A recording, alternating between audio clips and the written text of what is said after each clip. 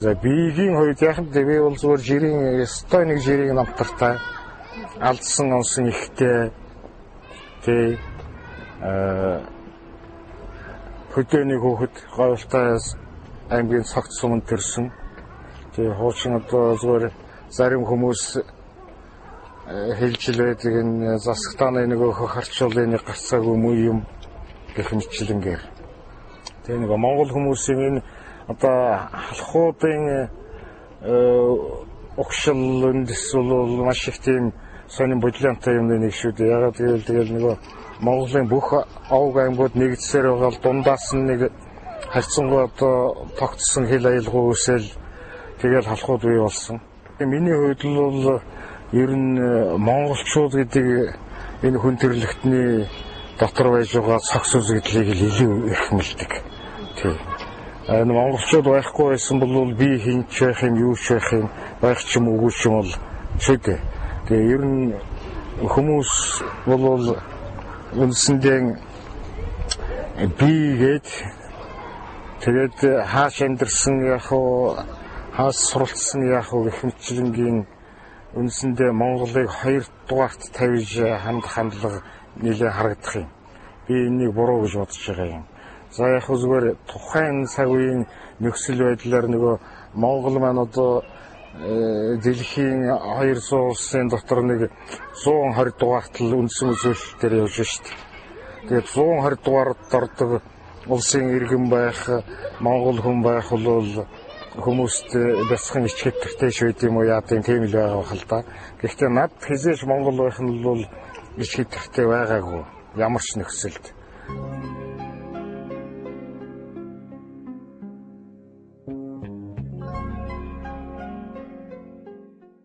Говьтай 10 жилиг би зүгээр дашрам зориуд хэлмээр байна. Энэ бол одоо би зүгээр зөвхөн байр суурь хаана хэддүгээрт яаж явдгийг сайн мэдэхгүй байна. Зүгээр тухайн үедээ говьтай 10 жил бол одоо улсын толгой одоо сургууль байлаа шүү дээ ер нь. Тэнд бол яг дотор байрны хүүхдүүд бид бол яг цэргийн дэглэмтэй цэргийнхээс илүү хатуу дэглэмтэй байдаг байсан. Би хондоо дараа нь зүгээр энэ хат Монголын харилцаа модод ер нь яаж болох төлөвтэй болоход анхд Чойволсонд цэргийн ангийг байгуулж дараа нь Зүүн Баянд бас очиж цэргийн ангийг байгуулсан ийм нэг цэрэг байгаа байхгүй юу. Тэгэхээр нөгөө цэргийн дэглэм бас одоо маш хүнд үед 2 шазар одоо анги нэгтгэлүүдийг байгуулсан цэрэг бас нэлээ юм үзэж таараа штэ тийм ээ 3 жил. Гэтэл цэргийн дэглэм бол говьтай 10 жилийн бидний барьж байсан дэглэмийг бол гүйцэхгүй бас зөөлөн. Тийм учраас цэрэгт бол над ерөөсөө ядарсан, шантарсан зүйл огт байхгүй.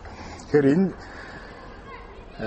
дэглэмийн асуудал бол чухал л доо. Энэ чинь бол хүнийг одоо сургахдаа хүчээр сургадаг. Одоо би бол зүгээр нэг хөдөөний нэг өстой нэг мангар бацаан л байсан юмыг бас нэг өнөөдөр ийм юм ярих хүртэл сургаж хүмүүжүүлсэн байна шүү дээ. Энэ чинь гол төлөв тэр дэглэмийн асуудал байгаа байхгүй юу? Тий.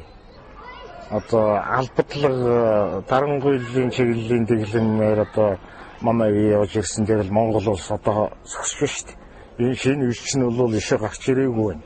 Шинэ үе одоо их юм цаашд хийх бахал та нөгөөхдөө шинэ үе бол тэгж аваад ирсэн юм хийх бас болоогүй. Тий. Болоогүй.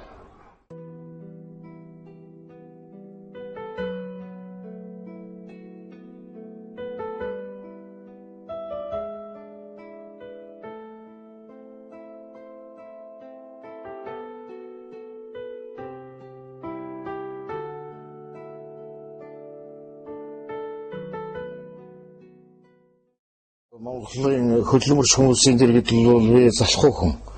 Зүгээр ер нь нэг ердийн нэг залхуу хүмүүсийн дэр гэдэг бол хөдөлмөрч хүн. Одоо багаас бол 5-6 настайгаас л хөдөөгийн хөдөлмөрт оролцож эхлэв. За сүүлд нь ер нь оролцоогүй юм бас ховор болсон доо. Одоо хуучин шинэ үед чи бол ер нь монголчууд юмд л оролцож ирлээ шүү дээ. Яг одоо юу хийж нөх тезэргүй өчигдрөөс шинэ интернет руу орж Нобелийн шагналын асуудлыг нэлээд сонирхож үзэж байна л да.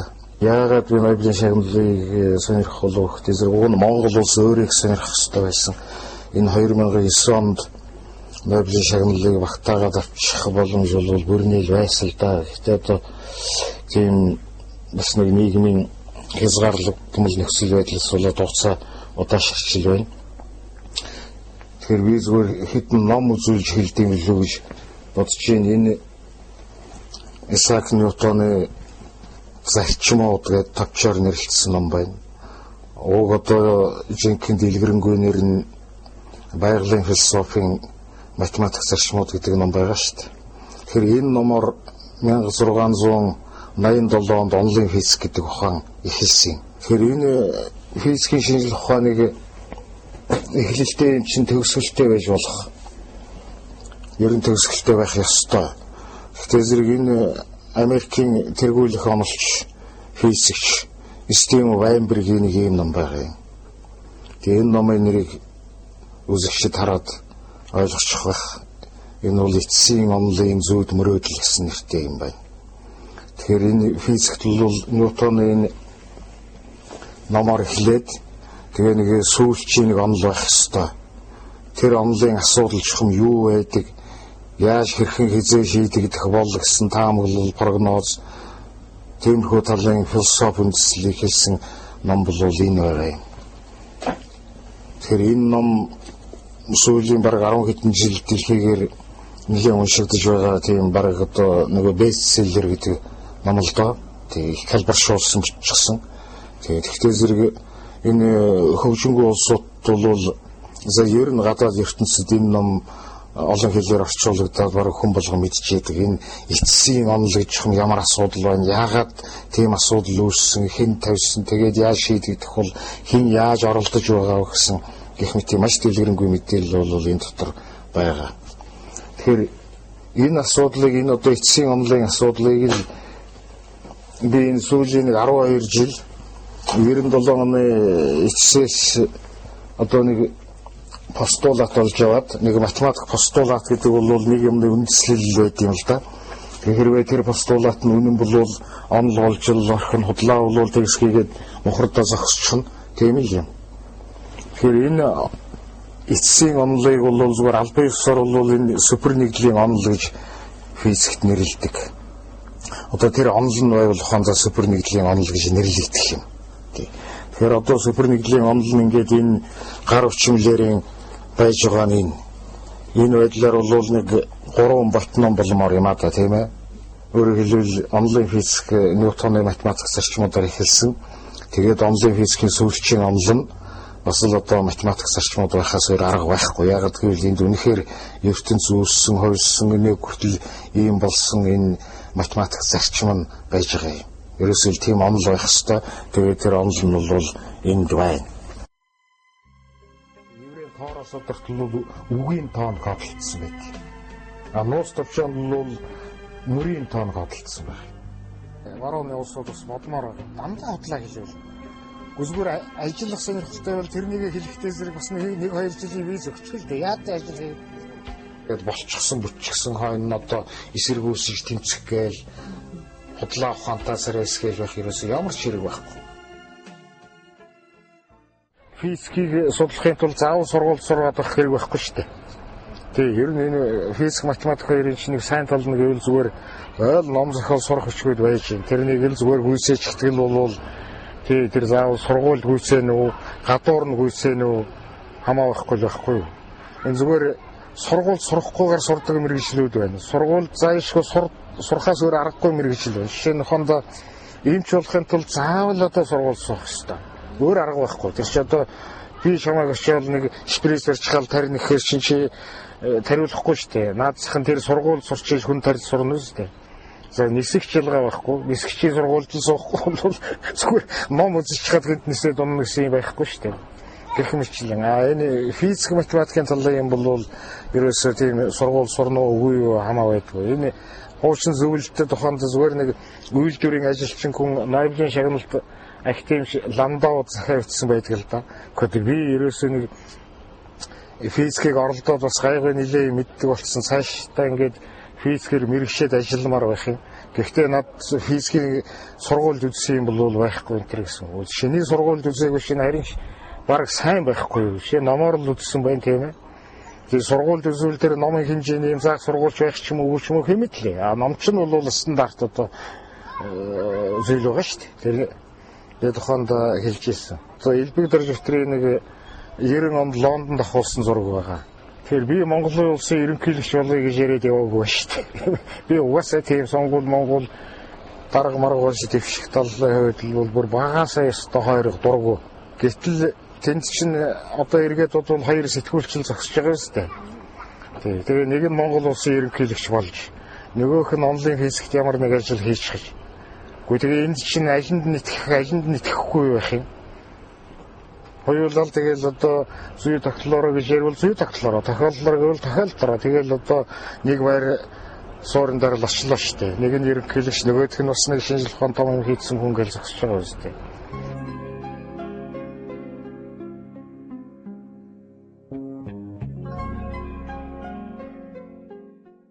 Ерөөсөө шинжлэх ухааныг судлахад хүргэдэг ганцхан юм байдаг байхгүй юу?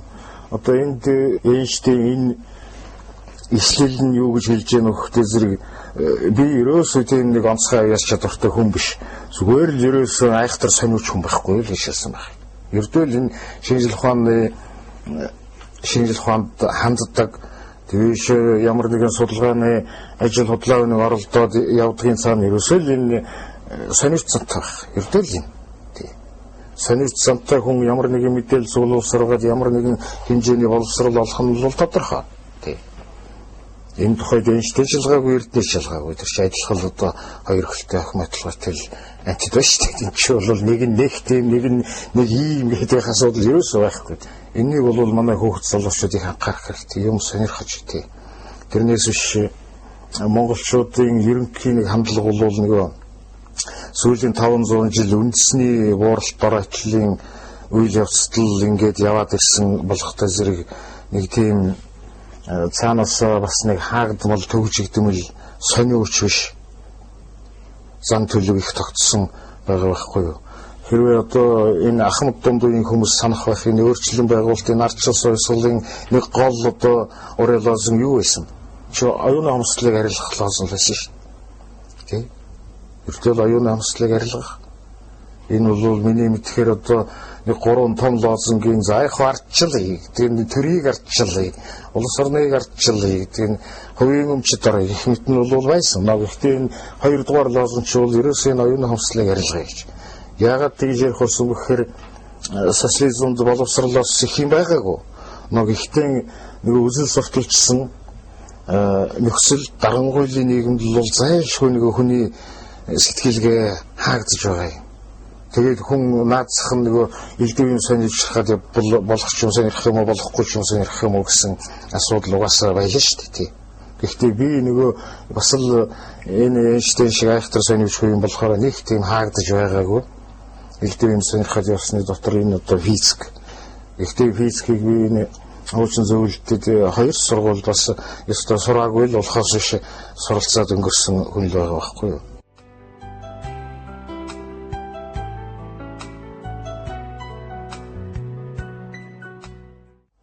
Ер нь шинжлэх ухаан яаж үүссэн гэхтэй зэрэг эртний грект үүссэн. Эртний грект үүсэхдээ бас их сонин нөхцөл байдлаар үүссэн байдیں۔ Эртний грекүүд гэж яг одоо монголчууд бидний шиг ерөөсөө морь уралдуулдаг, бүх барилддаг, тийм ээ, нудраган зодон хийдэг, ийм л ерөөсөө энэ одоо нөгөө махан биеэр өрсөлддөг тийм заншилтай хүмүүс байсан. Ерөөсөө юм бол ингэр замаа уралцсан, биеийн хамрыг улаан болгосон тийм хүмүүс байсан байхгүй юу? Тэгэл ингээд байгаад байтал ерөөсөө нэг удаа ирнэ яагаад шин нийт нийгмээрээ нэг тийм сэтгсэн байна. Одоо ингээд энэ биеийнхээ хамрыг нээлээ, амар нарвыг нээлээгээд одоо ер нь хинд ямар одоо орлого ашиг орж байна вэ ер нь. Тэгтээ зэрэг энэнийг нэг өөр салбар шилжүүлье. Тэр хүчтэй өрсөлдөх одоо ирмэлзэл үзэл бол аян саналгыг бол эртний грек хэлээр агон гэж байгаа юм. Энэ агоныг өөр ямар шилжүүлвэл ер нь болмоор байна гэсэн чинь мэдээж энэ хүн чинь хоёрхан талтай л байхгүй. Нэг бол би махмад нь байна, нөгөө бол энэ ураг тарих нь байна. Тэгээ уурга тарих руу нь шилжүүлчихтэй зэрэг ямар асуудал үүсгэхтэй зэрэг зүгээр нөгөө гудамжинд л зүгээр тоос мандартал зодтолтой хоёр хүн чинь л зүгээр гудамжийн шороонд дор сууж яваад геометрийн зураг зураад тэгээд хэн одоо ямар сайхан теорем олж хэн одоо баталж чадах нь вэ гэдээ ингээд маргаад суудаг болсон. Тэг өөрөөр хэлбэл нэг өрсөлд төвчин цэвэр оюуны салбараар шилжчихсэн. Тэгээд энэ одоо геометри гэдэг ухаан ерөөсөө шинжлэх ухаан үүссэн байхгүй юу? Энэ супер нэгдлийн онлайн чинь нөгөө нэг нэр нь зүгээр энэ окторгой хугацаа материйн үнэмлэх үе геометр. Өөрөөр хэлбэл нөгөө бидний сургууль үзчихсэн Евклидийн геометр чинь явж одоо энд үнэмлэх геометр болж төгсөж байгаа юм. Тэгэхээр зэрэг бид бол яг тэр грекийн эртний грекийн үлгэр жишээгээр одоо гудамжинд ингээл биеэрээ хялзаал тийм ээ муухай харж өнгөрөөл болж өгөл одоо мөрөөрөө нэг яварч өнгөрөөл энэ өрсөлдөх чанараа цэвэр оюуны салбарт шилжүүлчихэд тэр дэлхийтэй оюуны салбарт өрсөлдөх ёстой байхгүй юу? Энэ ерөөсөө жинхэнэ өрсөлдөөн гэдэг чинь оюуны салбарт байдаг шүү дээ.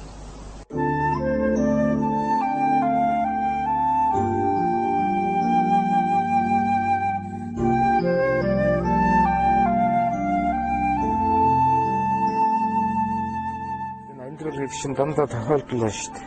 Тэг нэг тохиолдлоор уурхай шиг хэлсэн одоо энэ зүгээр зариуд ч юм уу ташрамд шиг одоо бороогийн алтны уурхай байна шүү дээ. Энэ чинь одоо 60-аад оны дундуур анх гочиж хайсан нэг 10-аад герман 3 Монголын байсан. Тэр 3 Монголынх нь нэг биш үү дээ. Тэгэхээр юмыг одоо тааш болтгүй 60-аад оны дундуур бороогийн уурхайг одоо шинээр хайгаал тэгэл тэрний дараа бороогийн алтны хувь зэя ямар бол мэдж байгаа шүү дээ. Энэ чинь урдаас ерөөсөө тааж болдгоо байхгүй. Тэгээ би энэ сэтгүүлчийн ажил хийж байхдаа нэг томилтоор энэ хойгоор явж байгаад өөр тэр биднуусын анх очиж хайгуул хийжсэнээс өстой 20 жилийн дараа 20 гаруй жилийн дараа бороогоор гээд энд одоо ер нь юу болж идэм бэл гээд эзгүй газар л байгаа.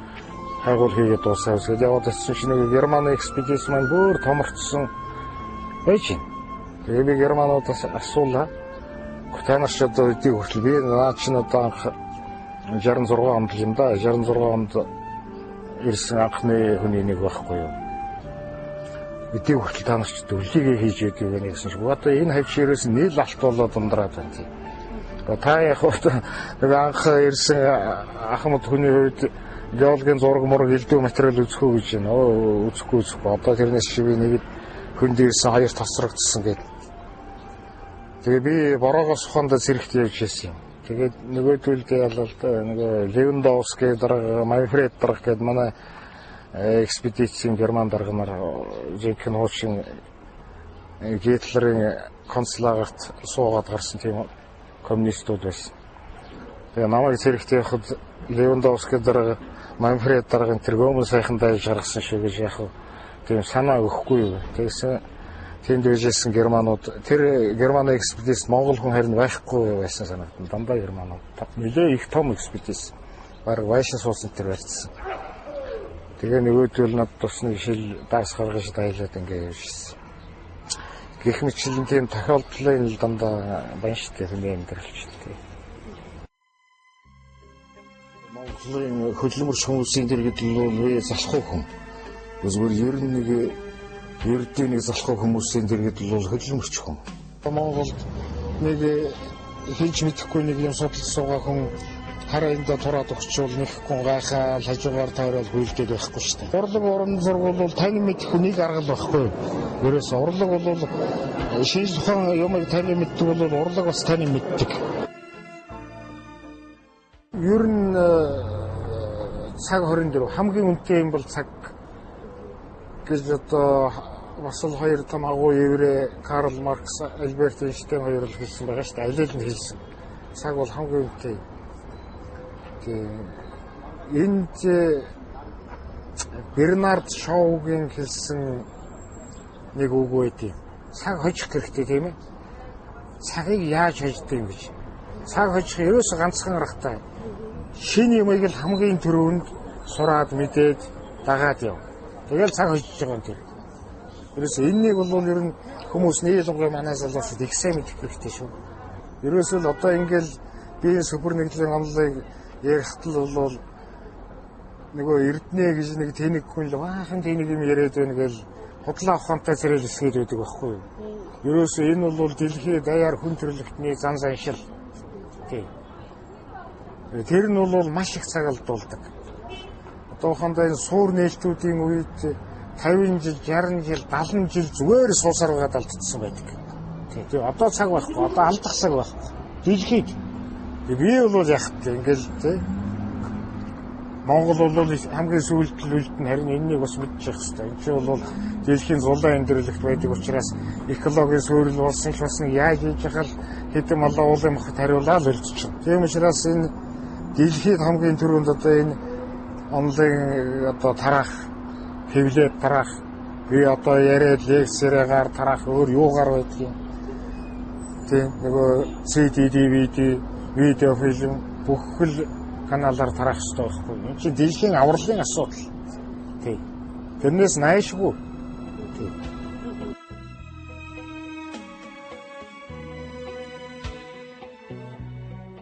Хуучин социализмын хэн хэмжээгээр л ажил хийн ашиг орлого олон тийм л байсан. Тэгээ зүгээр ер нь ардын айранд хугацаа зэрэг албаж байхад сард 6 төгрөгнөөс л явдаг. Одоо энэ бороо уулдыг хайж явах үед бид 7 хоногт 700 нэлээд гаруй төгрөгнөөс солонтой байсан. 7 хоногт шүү дээ. Тэгэхээр хүн ер нь сард 6 төгрөг авахтаа шавна. 7 хоногт 700 төгрөг авахтаа шавна. Тэгээ социализмын үед л бас тэгж сурсан. Зах зээлийн үед бол яг хуу бас ажил хийвэл үн тариф нь өссөн байгаа шүү дээ. Ажлын одоо хөлс өссөн байдаг. Юмны үнэ дагаад бас өсчл байдаг. Энэ судалгааны 12 жилд бол олон нийтийн дэмжлэг, зарим одоо сайн санаат хүмүүсийн дэмжлэг ерөн шийдвэрлэл хөрөхгүйс тасан. Тэгээгүй бол эн чинь энэ суур судалгаар нэг огцсон хүний нэг аюул өгөхтэй зэрэг торж хатаж өгөхгүй ер нь их тоодгүй байхгүй юу. Нөгөөдгийг л дуусгахын төлөө явдаг. Тэгээ торж хатаж өгөхтэй ч одоо түүхтэй. Түүнээс тэр тусмаа өнөө үе бол манай капиталист анхны хөрөнгөлийн үе. Энэ капиталист анхны хөрөнгөлийн үе бол ерөөсөө язгуураас хамгийн хатуу ширүүн нөхцөл байдал байхгүй юу. Тэгээ энэ нөхцөл тухайд Монголд нэг хийж мэдэхгүй нэг юм судалж суугаа хүн харайнда тураад өгчвөл нэг хүн гайхаад хажуугаар тойрол хүйлдээд байхгүй шүү дээ.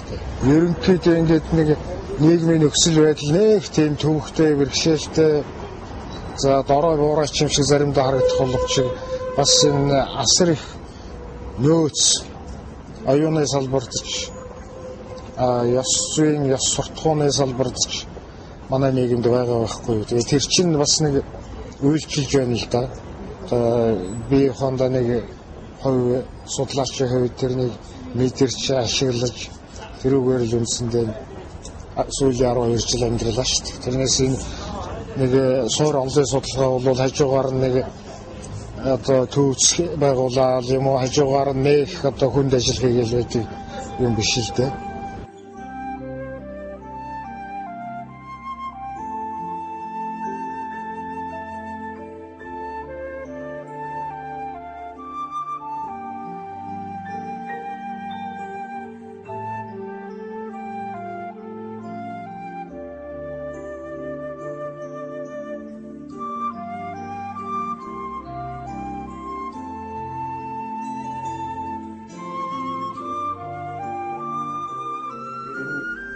Хүмүүс нэг хялбархан юмдаар их төөрөлдөг байхгүй юу. Энэ одоо ингээл сургууль бүх шатны сургуулийн хичээлийн жил эхлэхэд анх дугаар эхний цагийн хичээл бол нуус тавчаагаар нь зааж штэ. Тий.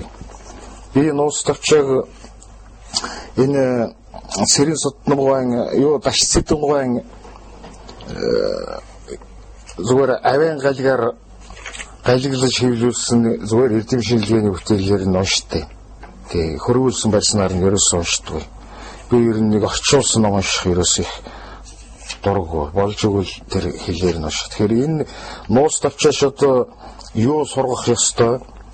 Тэгээд ер нь юунд сургаж байгаа юм гэдэг асуудал ба шүү дээ. Одоо зүгээр л одоо тэр багшидны сургуулийн шинэ хичээлийн жилийг нуус тавчаага зааж эхэлж байгаа шин одоо зүгээр худлаа дүрсгэж байгаа юм шиг байгаа үстэй.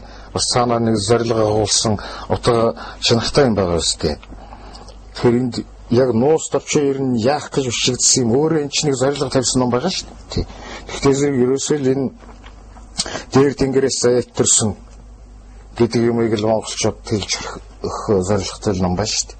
Тэгээд энэс юу сурах хөөхтэй зэрэг бид энэ дээр тэнгэрээс заягтарсан тийм үндэстэн ухсаатай юм байна л гэж ойлгох бол одоо тэгэл энэс сурах юм чинь тэр өөр юу сурах юм.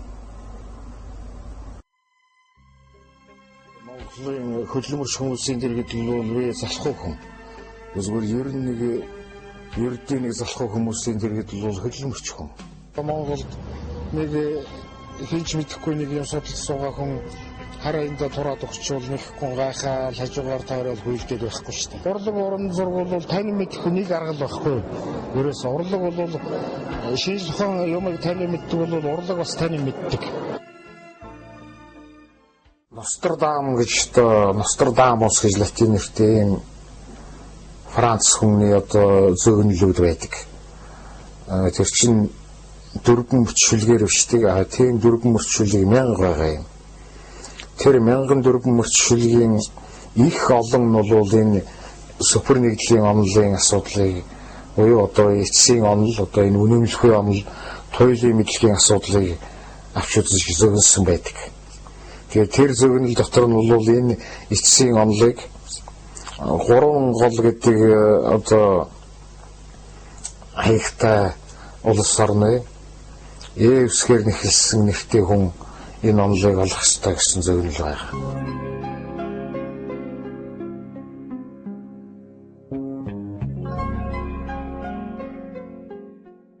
Хондоо энэнийг бол яг одоо тайлбарлах арга байхгүй. Тайлбарлах гэж оролдохын хэрэг байхгүй. Тэр зөвлөл нь байна. Тэр зөвлөлч одоо нэг 450 жилийн өмнө бичигдсэн зөвлөл. Тэгээд би ганцаараа уншаад олж уншихаа хэлж байгаа юм ба ш. Дэлхийд даяар л Нострадамусын зөвлөлийг хэл болгонд орохжуулаад уншиж байдаг. Тэгэл 450 жил болсон. Тэр зөвлөл дотор чинь энэ бүх үйл явцыг эхнээс нь эцсийн хүртэл хэлцэл байгаа. Бүр математик хэлээр хүртэл хэлсэн зөвлөлүүд байгаа. Энтэй холбоотой. Тэгэхээр энэ бол нөгөө ертөнцийн бодит байдлын жинхэнэ нууц тал юм.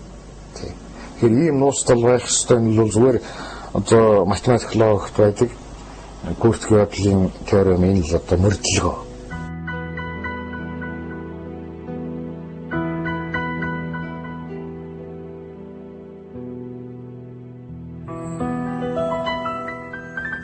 Тэгээд бөмбөрцөг word гэж монголчууд ярьдаг. Монголчууд яагаад тийг шилдэг юу гэж ойлгодог вөхтэй зэрэг хаана хэзээ юу ч болж болно. Тэрнийг урдаас та харах байхгүй. Тэгээд нэг жишээ нь бол энэ супер нэгдлийн онол хичээл энэ Монгол улсад бий гэдэг хүрэл олж нээж боловсруулж бүтээсэн л болж таарлаа л да. Энэ одоо бас нэг геологч нар биелүүлсэн энэ зүгээр цахиурч бол байна л да. Гэхдээ бүтц хэлбэр нь бол бас нэг уурга тархины бүтц хэлбэр явж байгаа. За тэгээ яг Монгол улс алттай болсон шийдэл алт байна. Энэ баясгалан гэж их хүн офицер хүн байгаа юм. Залуухан офицер. Тэгээд нөл одоо сонирхдаг хийдэг юм бол Монгол дахны ажил. Тэгээд одоо энэ сүлмийг хийж билгэлсэн. Бас л одоо алсаас хамгаалтын талын зүйл. Өөрөөр хэлбэл энэ манай үндсэн хуульд байгаа шүү дээ. Монголын ард түмний шинжлэх ухааны Монгол хүмүүсийн бүтээж дуурсан оюуны бүтээл бол төрийн хамгаалтанд байна гэж. Яагаад төрийн хамгаалтанд байх ёстой гэхтэй зэрэг үндэсний баялаг байгаа юм а гэсэн үндсэн хуулийн залтууд байдаг. Тэгэхээр төр засгаас бол харж хамгаалаад үндэсний баялаг гэж бодоод байгаа юм хараахан халах. Зүгээр олон нийтээс бол ингээл харж хамгаалж байгаагийн жишээ юм л дээ. Энэ бол бас тийм түрхэн одоо Оросын тоглоом байгаа юм.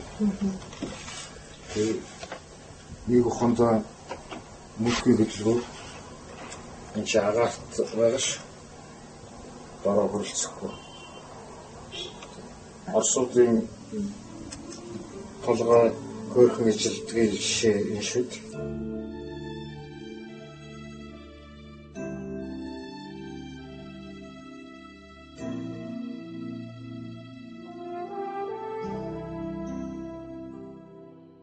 Монгол улсын дэлхийн глобал даяарсан хуулирал дотор явж байна. Тэр Монголд хуулирлын дотор бий явж байна. Тийм ээ. Тэгээ энд хин юу хийх юу хаан тохиолдохыг бол урдаас нэг таах гээл тийм ээ. За тэгээд болчихсон бүтчихсэн хойно одоо эсэргүүцэж тэмцэх гээл худлаа ухаантай царайс гээл байх ерөөсөө ямар ч хэрэг байхгүй. Түүхэн үйл явцыг бол за ингэж энэ бодтой болж л байгаа юм байна. Эрдэнэ байж л байна. Онол нь нэг навсаасын гар хүчмэлээр байж л байна. Хэвлэх хэрэгтэй юм байна гэж зүгээр л одоо бодтой юмыг бодтоор нь хүлээж авч сурах хэрэгтэй байхгүй юу? Тэрнээс биш ингээл бас эсэргүүцэл тэмцэл их л дээ юм чинь. Интернет та нар ороод харуул нэг дэмжсэн юм ер нь багтай л бол харагдахгүй дандаа эсэргүүцсэн юм байж байгаа. Гэхдээ дандаа нэргүй тийм эсэргүүцлүүд явж байгаа. Би харин энэ ташрамд хэлэхэд одоо энэ нийлмын арчлсан нэг юм хүн гэшэнтэн чинь ямар антын эмхтэй зэрэг тусдаа нэг өгөгдсөн нэртэй антныг л хүн гэдэг байхгүй юу. Тэр нэрийг хэлж чадахгүй бол илдэв юм одоо интернетээр байна уу, хэвлэл мэдээллийн хэрэгслэр байна уу, битээ донхосч гэж хэлмээр байна.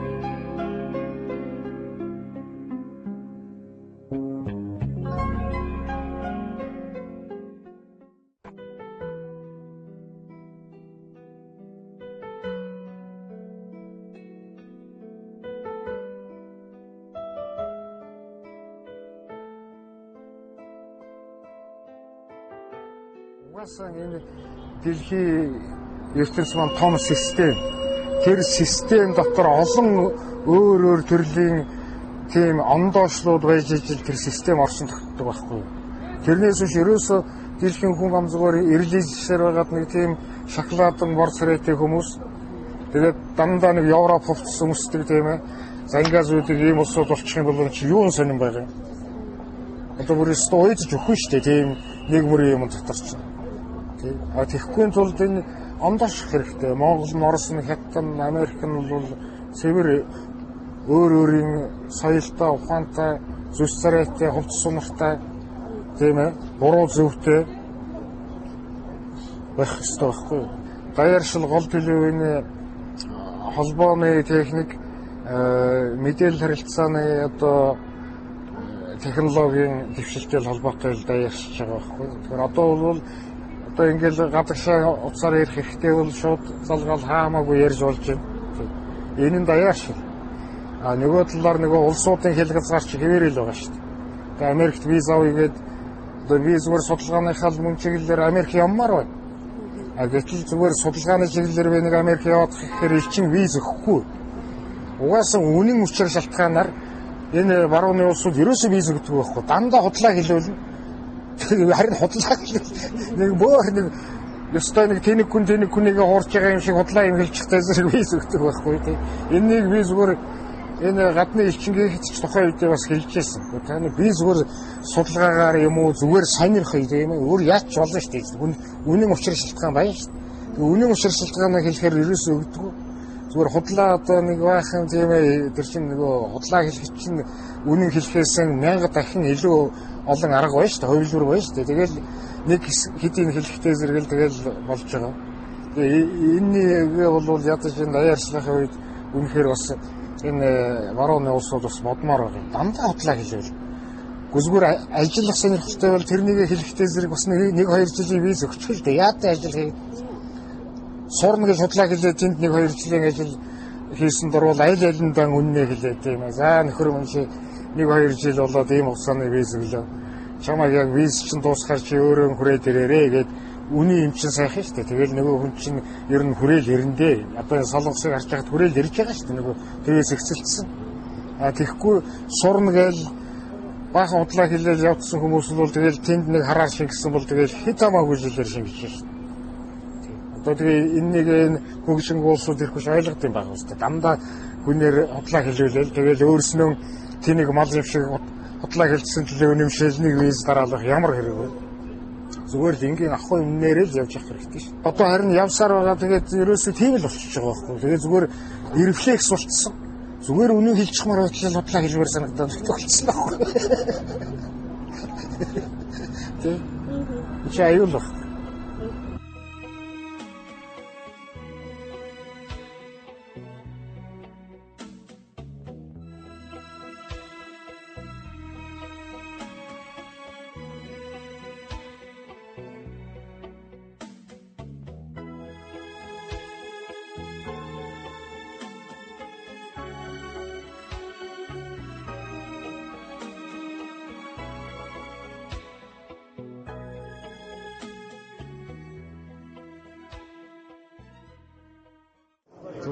Зураач Томсронгийн үзэсгэлэн дээр ирээд байна л да. Би ер нь сайн зураачдын үзэсгэлэг бас алгасахгүй үзмээр байдаг байхгүй юу.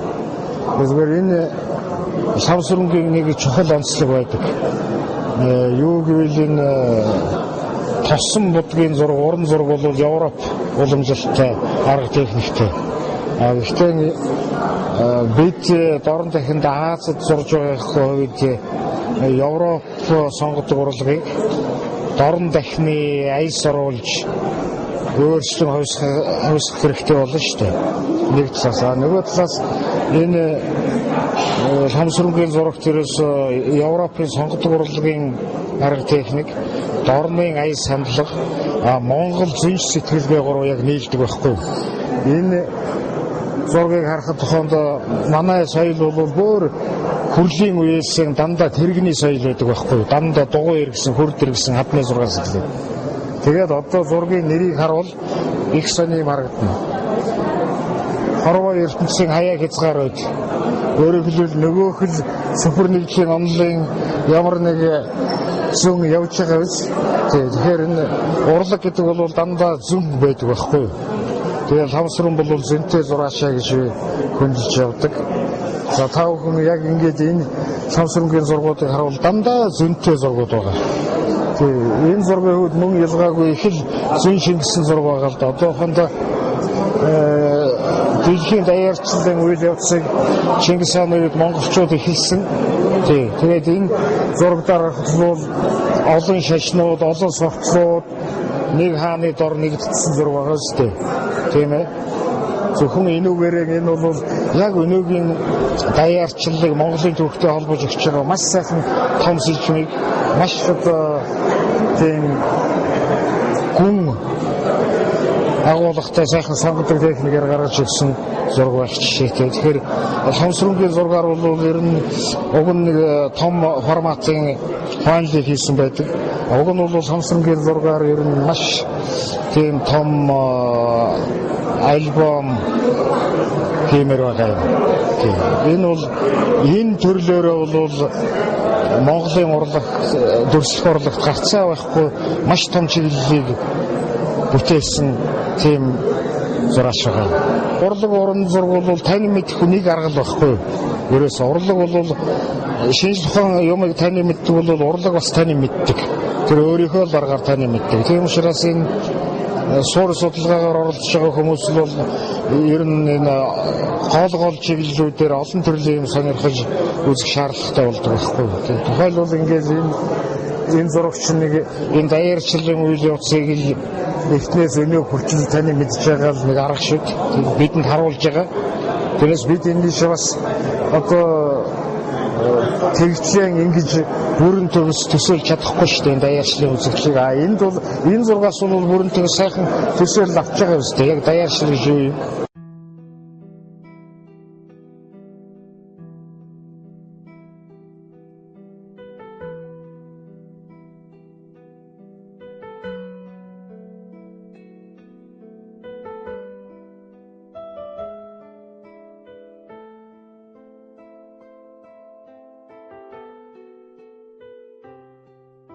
Ерөөсөө залуудаа бас энэ хар ажиллах гэсэн за тэгэл геологийн салбар цэрэг энтергээд ажиллахдаа зэрэг хар аяндаа ийм аяны маягийн хувцсанд ингээд дасчихдаг. Тийм. Одоо ингээл нэг нэг сайхан костюм өмссөн, галстук зүүцсэн явж би ерөөсөө чаддгүй. За нэг туйлын аргагүй эрхэнд одоо нэг албан ёсны юм болвол одоо нэг тэхээс биш бусад цагт л энэ жилеттэй хувцастай явж яадаг. Ер нь зүгээр дашрамт хэлхээс сэтгүүлчид нэг иймэрхүү ер нь хааш яваал байдаг л да. Хамгийн гол нь эрэгтэй хүний хувцас бүх биеийн дэвтэйхэн хааш явахд бас гологдохооргүй тийм л хувцас байх хэрэгтэй.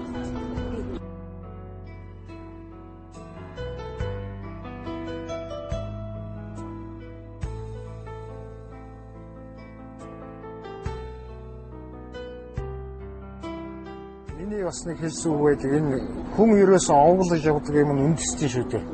Бид л бол Монгол гэдэг огтой хүмүүс.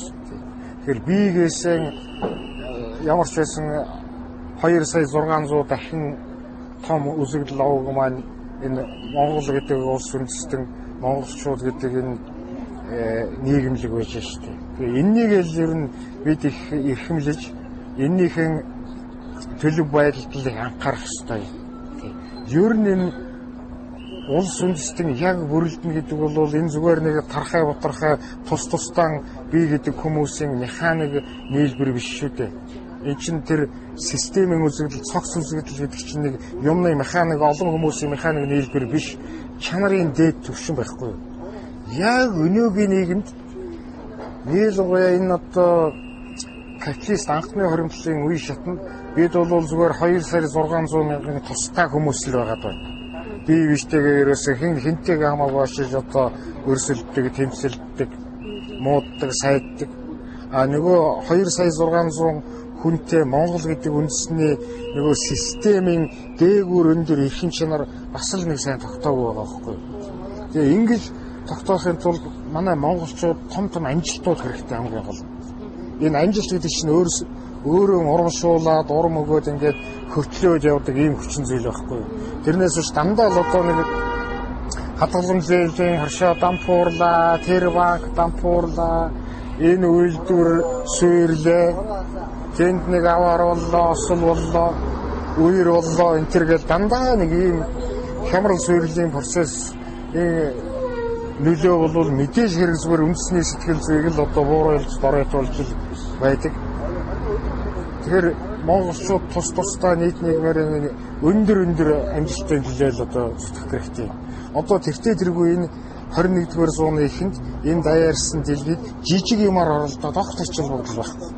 Тэр жижиг юмнуудыг чинь одоо утаагүй зуух гэхдээ зэрэг тэрний чинь ерөөсөө хэрэг байхгүй. Тэр чинь одоо хүн төрлөختөн үүснээс хойш утаа гаргадаггүй шатах арга хайсаар байгаад олоогүй. Тэр олдохгүй.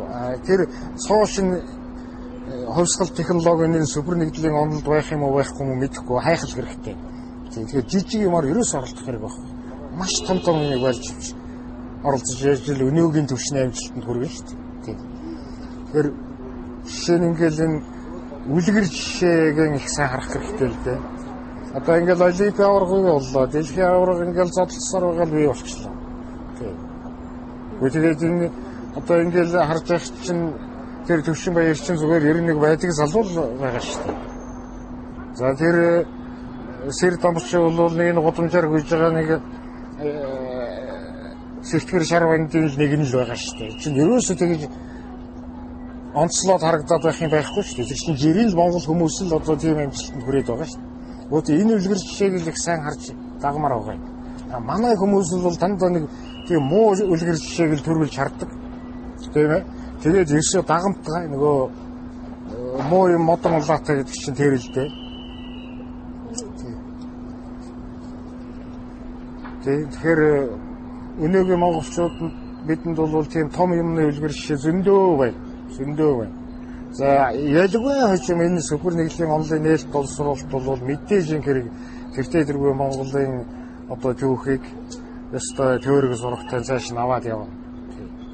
Энийг зүгээр худлаа үнэн хэлж яах гэж маргаад үнэндээ хэрэг байхгүй. Тэг хүн ер нь зүгээр сүүлд нь хэдхэн хоногийн дараа юм уу 1-2 сарын дараа сүүлд нь өөрөө ичж өгөх юм хэлж ярих ам урах хэрэг ер нь байдгүй шүү дээ. Зүгээр харж л байж тээ. Зүгээр л харж байхад яагаад болдгоо. Хэрвээ хэлэх ярих доор нь хүрээд хэл аман загтнаад байгаа бол би хэлдэг. би супер нэгдлийн онолыг нээж боловсруулсан гэж хэлснээр энэ Монгол үндэсний нэр төрийг дандандаар тавьчихж байгаа юм. Боосоо болгоо. Миний эсрэг чи худлаа хэлж байгаа гэж хүм байвал одоо пүүс компанийн хөдөлгөхгүй бүх хөрөнгөөр бас моцоо тавьж байгаа юм. Тэгэхээр айгаа чаддгүй байхгүй юу. Тэгсэн мөрчлөө бас нэр хаяггүйгээр интернетээр орж шух гэдэг бол тэр бол Монгол хүний зам биш.